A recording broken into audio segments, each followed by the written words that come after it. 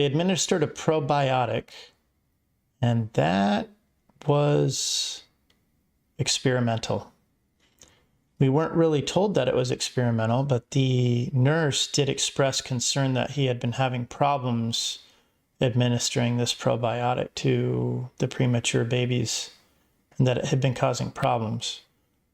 He did not take well to the probiotic.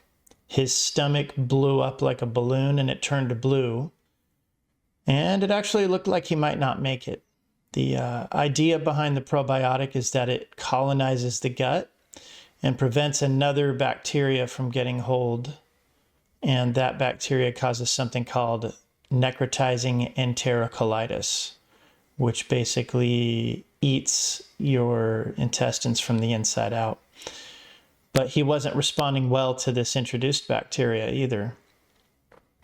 It looked like he was going to have surgery, which may mean that he would need a colostomy bag for the rest of his life, or that he could die.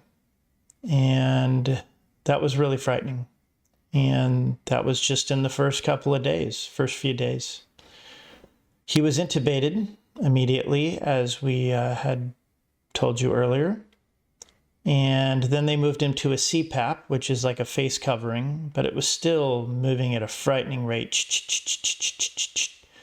I can't even imagine how air can move in and out of a child that quickly, maybe because they're so tiny that it can move that distance really fast. But either way, it was still perforating as long as he still had chest tubes that were driven between his ribs, removing the extra air as it filled his chest cavity.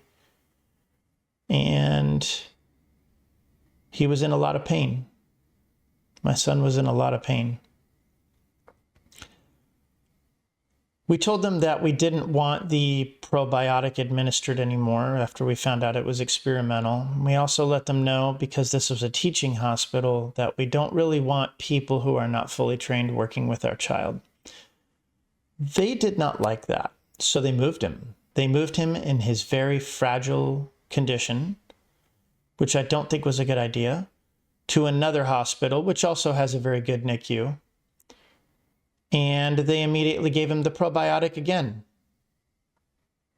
And he got sick again. And we started to realize that we were really going to have to keep an eye on his welfare, and that not everything that was happening was for the best interest of the child. And that was a very sobering and frightening thought. He still had to be fed intravenously. There was no way he could swallow yet. Sometimes they would give him milk on a Q-tip, which did have also a probiotic effect and an immune system boost. They added a thing called a PIC, which is a antimicrobial catheter that feeds the child intravenously as opposed to just a regular IV. They wanted to do the probiotics again. We just outright refused, which caused a lot of friction with the hospital. After about 2 weeks, they moved him to a high-flow cannula. They were still doing the Q-tip feeding, and then they put a feeding tube in through his nose. Around this time, my wife's elderly father visited us. I was about 2 weeks in. He kept her company for a few days, and then he had to go. He was not allowed to visit because of COVID. Then the chest tubes were removed. The cannula allowed that to happen. It's just high-flow oxygen, allowing the child to breathe on their own. They had to make sure he could breathe on his own and that he wouldn't have to be re-intubated, and that the perforations had healed because he was still accumulating air afterwards, and that his chest cavity wouldn't become infected and need drainage. So then they removed them, and that was really nice to see. He was less full of contraptions. He wasn't vibrating anymore. He didn't have shit stuffed down his throat.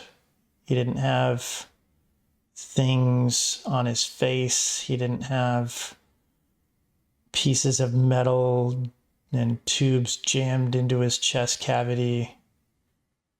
He looked more like a regular little baby boy, although he was still very tiny.